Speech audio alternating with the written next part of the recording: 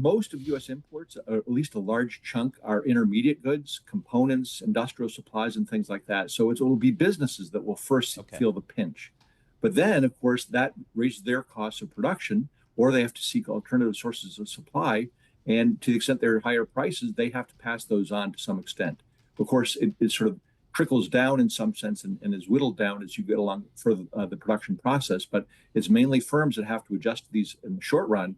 And then consumers will see an uptick in some of the prices of the goods they buy later on.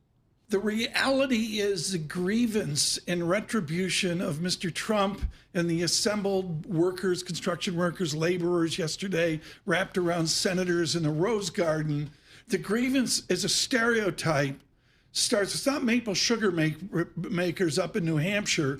It's textile workers in North Carolina who lost their jobs to Vietnam so fancy people in a bow tie could buy a blue shirt made 60 miles northwest of Hanoi.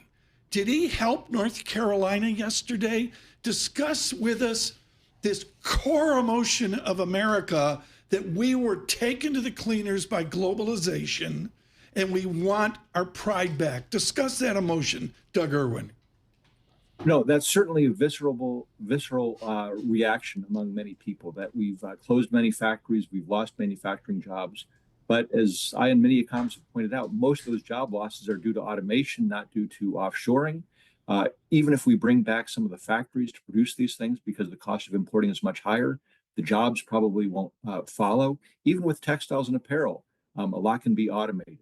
And so, when we think about the steel industry, which has always been near and dear to the president's heart, in the 1980s, it took 10 worker hours to produce a ton of steel. Now it takes one. We're producing just as much steel, but we just need many fewer workers and the type of workers that we need to produce steel has changed from blue collar to white collar, from hard labor to engineers monitoring equipment. And so the whole nature of the economy has changed. So we're not in the 20th century anymore. We're in the 21st century. And to go back to the 19th century is going to be really a hard pull. And that's why the markets are reacting the way they are. What do you recommend from fancy Hanover? You should see Hanover. It's gorgeous. Love it. Absolutely. Winter Carnival up there. It's just gorgeous. What do you say, Doug Irwin, to White River Junction leveled for 40 years? That's exactly. We're right near here in Hanover, right near many communities that were devastated. But the devastation goes back decades ago, even before the globalization, before NAFTA, before the WTO, structural change in the U.S. economy. A lot of those jobs went from the north to the south.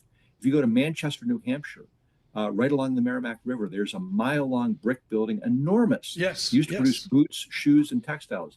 But it hasn't done that for a century. Those jobs were lost in the 1950s or before, once again in the pre-globalization era, and those jobs went south. And the same thing has happened with Indiana, Michigan, Ohio, the Rust Belt in the north. A lot of those were still manufacturing stuff. It's just in the south. It's a different region where labor costs are lower, unions not so pervasive. And so we think we've lost things as a nation, but certain regions have lost out. And that's a very difficult thing to rejuvenate with tariffs. Tariffs are not going to help White River Junction.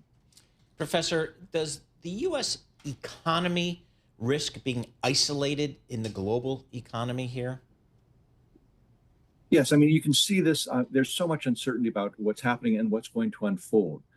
So it could be that this sparks reprisals. I know the EU is considering countermeasures and what have you. And so the U.S. gets isolated and other countries retaliate in kind. But it could also bring a flood of diplomats coming to Washington, D.C., trying to seek a deal to get rid of this tariffs on their particular country. Now, so many countries have been targeted. That's going to be a lot of bilateral discussions over the next few months, and a lot of uncertainty about what's going to happen. But the damage could be mitigated over time through that way.